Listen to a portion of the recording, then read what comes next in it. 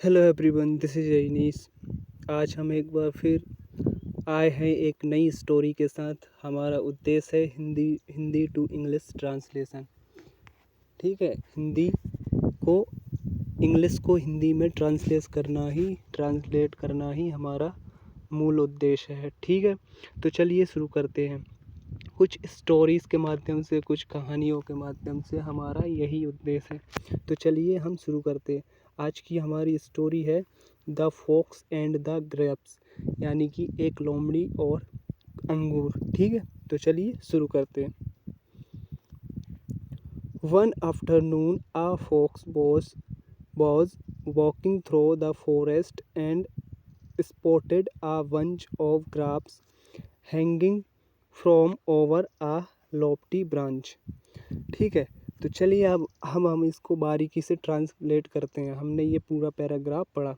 One afternoon a fox, यानी कि एक दोपहर को एक लोमड़ी was walking through the forest यानी कि जंगल से जा रही थी। ठीक है, कौन जा रही थी? लोमड़ी।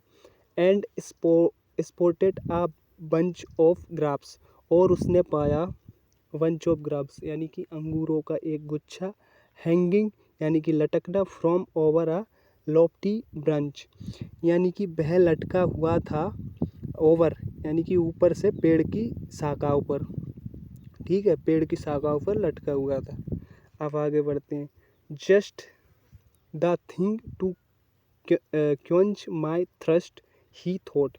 अब लोमड़ी सोचती है, यह गुच्छा जो है मेरी प्यास बुझाने के लिए पर्याप्त है। लोमड़ी ने ये सोचा। ठीक है, अब क्या होता है?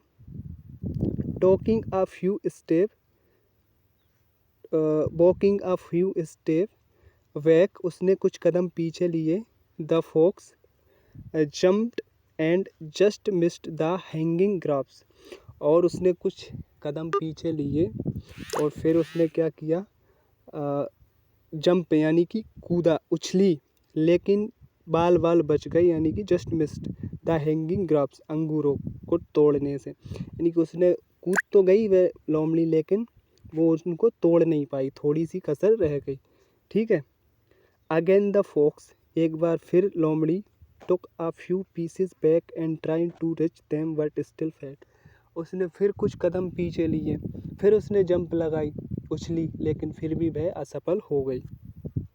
ठीक है, फिर क्या होता है? फाइनली, आखिरकार या अंततः, गिविंग अप, उसने हार मान ली। The fox turn up his nose, उसने अपनी नाक को सिकोड़ते हुए, टर्न यानी मोड़ना, हीज नोज यानी उसकी आँख, एंड सेड, और कहा, they are probably sour anyway, वैसे भी वह खट्टे होंगे। देखो लोमड़ी। And proceeded to walk away, और वह आगे चली गई या निकल गई। ठीक है, तो इस कहानी का मोरल क्या है? इस कहानी का मोरल है, it is easy to despise what you can not have. इसका मतलब ये है कि उन चीज़ों का आसानी से आप तिरस्कार कर देते हो जो आपके पास नहीं है या जो आपकी पहुंच से दूर है। ठीक है, तो इस कहानी का मोरल क्या हुआ? इस कहानी का मोरल तो हमने पढ़ लिया, लेकिन अगर मैं आपको समझाने की कोशिश करूं तो इसका मेन मोरल ये हुआ कि जो चीज़ हमारे पास नहीं होती, आप उस चीज़ में बहुत तरह के ऐसी बातें बता सकते हो जो शायद कोई ना सोचे।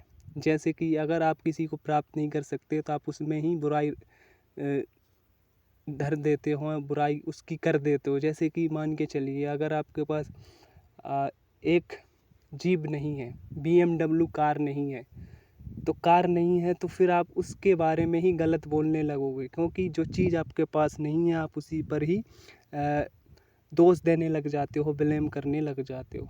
तो ऐसा नहीं है। अब लोमड़ी उस अंगूरों तक नहीं पहुंच पाई, तो उसने क्या सोचा? पहले तो ये सोचा था कि ये अंगूर मेरे प्यास बुझा सकते हैं, लेकिन बाद में उसने क्या सोचा? बाद में उसने सोचा, हो सकता है ये अंगूर खट्टे हो। देखो, अगर वह पहुंच जाती तो फिर बात की बात है, और नहीं पहुंची तो उसने उनको खट्टा करार दे दी। तो यही है, हर इंसान की वास्तविक सोच यही होती है। जो चीज़ आसानी से नहीं मिलती, आप उसको ब्लेम करने लग जाते हो। ये वास्तविकता है, ये रियलिटी है। ठीक है, तो ये कहानी का मोरल है।